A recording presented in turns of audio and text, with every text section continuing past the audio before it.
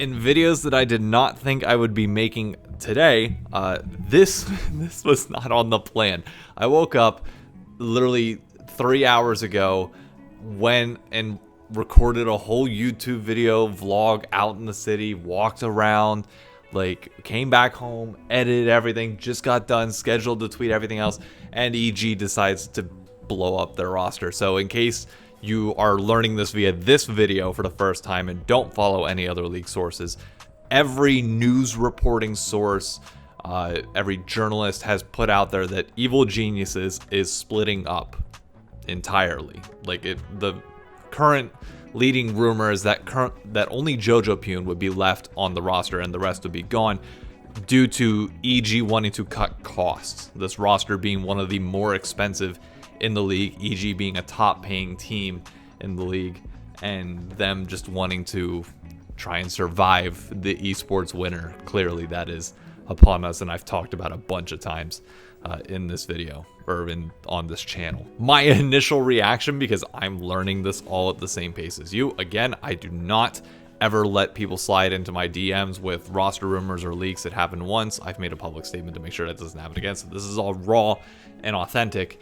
I'm not surprised whatsoever. Like I actually kind of figured a EG roster change might be coming because it just did not seem like FBI and Someday were gelling well with the core of EG, and FBI Vulcan, while they were playing decent in lane, just like the team had problems for whatever reason. And that's not saying that you would be able to go out and find somebody that's better than Someday or better than FBI.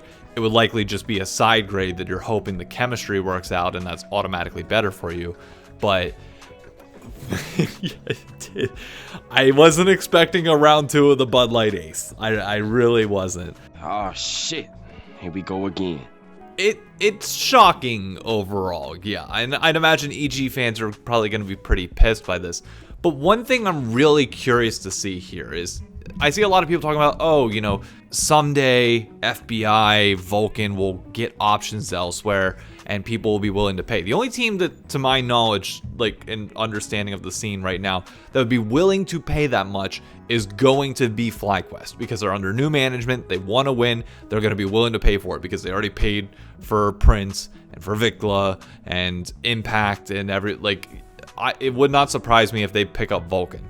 But for FBI, Someday, Inspired, and JoJo, I'm not sold they're gonna get more money elsewhere, get like significant deals. Now, I don't know what the terms are within their contracts, what they're allowed to and what they're not allowed to, but like if the entire market is shrinking and every team but those with new ownership like FlyQuest is coming in saying, yeah, we need to cut costs, and your FBI sitting there like, they're probably now only going to offer me 100K when I was previously making, say, 400K, whatever number you want to put on it. Like, budgets are cut.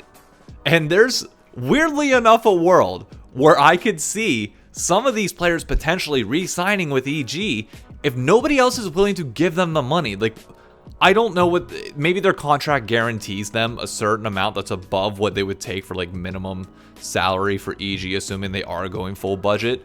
But like, if you're a player in the LCS and your contract ends after this year, you gotta be scared shitless now, because you are not getting the money that you were before. Now, we can debate whether that's warranted or not. Personally, I'm happy that salaries are dropping to this extent. I personally believe the league average should be about 100K, 120K at most. And I'm not sold that these players are going to be able to get much. And I think even though people are freaking out that, oh, everything's going to change and, you know, players are going to leave, teams might, I don't think it's going to change all that much when it comes down to it, because everybody's finally getting on the same page that we need to reduce costs here. We need to make this more sustainable going forward. Costs need to equal our revenues. And if that's not happening, then it is what it is. And yes, you're seeing this massive like shift down, but ultimately I think it's a good thing. Like, it sucks for the players because they're the ones that obviously have been getting higher salaries, and you're now taking a pretty heavy pay cut, and if you didn't plan for it,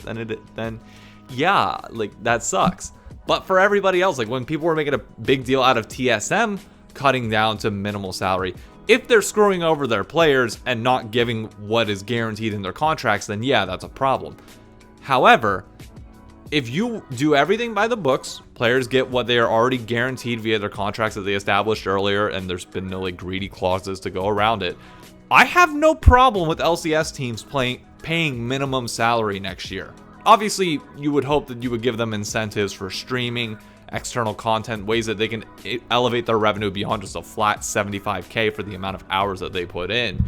You would think it would be closer to more investment banker salary, given that they work more of those hours than like a traditional 9 to 5. But then again, your housing's being covered, your food's being covered. So like, I don't know.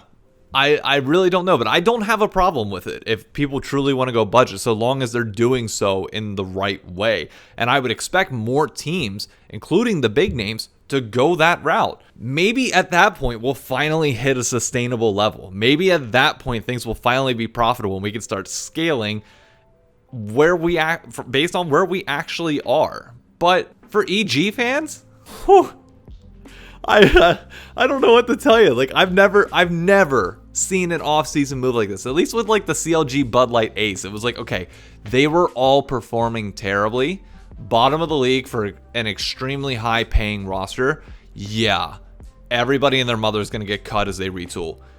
EG was just like 1 or 2 pieces away, clearly, from like being on the international stage. They weren't that far off. So to just cut everything, Inspired, I guarantee you Inspired's going back to Europe, but that's a whole other topic. Like it was nice having him in the LCS. I promise you he's gone. He's 100% looking to go back to Europe. I would bet any money on that. Now whether he actually gets a deal or not is a whole different story, but I guarantee he's looking for it. I completely lost my train of thought there, but yeah, I'm not surprised by any of this, to put a bow on it. And you should be expecting more of this to come, if I'm being completely honest. The LCS that we are going to see entering 2024 is going to look nothing like the LCS that we've known for the last 6 years. But that's a good thing, in my opinion. I really do think it will be a good thing in the long run. I think it'll be more sustainable. And I'll have a video coming out now next Saturday, because I've got videos planned for the rest of the week this week, talking about the cost of live events, because I've had a few people in my DMs from the League of Legends scene that obviously I won't name, and it's not any information that like I couldn't technically share, but out of respect for conversations I will keep it private. But it's interesting to learn more as I continue to publicly talk about this stuff and it gains traction. I'm getting pushback in certain areas, but I'll save that for next week. So be sure to drop a like and follow. And why do I keep saying follow on YouTube? Subscribe, and you'll get more LoL esports content, including reactions to all of this news as it continues to develop.